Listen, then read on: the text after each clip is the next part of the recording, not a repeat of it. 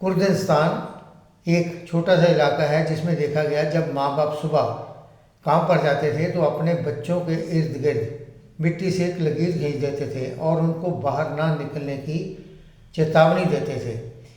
ये रेखा बच्चों को सुरक्षित महसूस होने लगती थी और जब वे माँ बाप वापस लौटते थे तो वो बच्चे उनको सुरक्षित मिल जाते थे।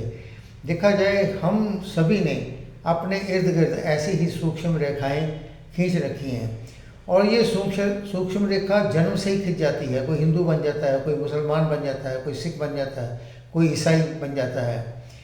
इन सभी के अपने अपने गुरु हैं, अपने अपने देवी देवता हैं, अपने अपने शास्त्र हैं, अपने अपनी प्रथाएं हैं, अपने अपने धर्मस्थल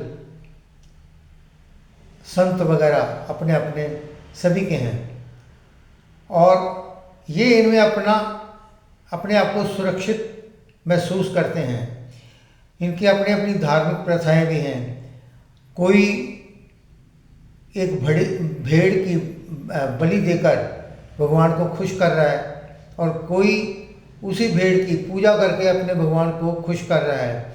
फिर इनकी आदतें और संस्कार भी इनमें मिल जाते हैं और सभी धर्मों के ये लोग अपने अपने ईश्वर, गुरुओं, मूर्तियों और वाणियों वगैरह में खो जाते हैं और धीरे धीरे इनको यही रेखाएं सोने की लगने लगती हैं, जंजीरें बन जाती हैं इनके लिए और सोने की लगने लगती हैं।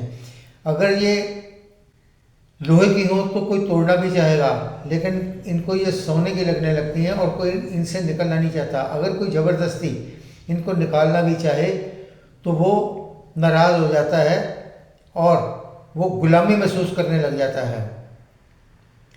ज़रूरत है इन जंजीरों को तोड़कर बाहर निकलकर एक स्वतंत्र धर्म में दाखिल होने की, जहाँ हम ये बुराइयाँ, क्रोध, हिंसा, ईर्ष्या, चुगलखोरी वगैरह से बाहर निकलकर अपने अंदर एक खूबसूरत इंसान पैदा कर सकें।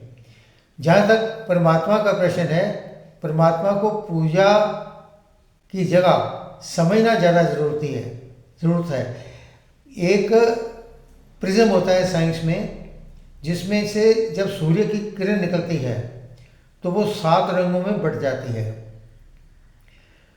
तो इंसान की जो 5 इंद्रियां हैं, ज्ञान इंद्रियां हैं, वो भी इसी प्रिज्म का काम करती हैं।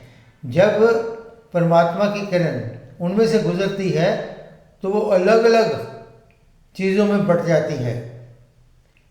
जीव जंतु, पेड़ पौधे, इंसान, प्रकृति वगैरह इन सब में बट जाती है और हम सभी को ये अलग अलग लगने लग जाते हैं। ये ईश्वर के 7 रंग ही हैं और ये सभी परिधियों में अलग अलग होते हैं, लेकिन केंद्र में वह ईश्वर ही रहता है।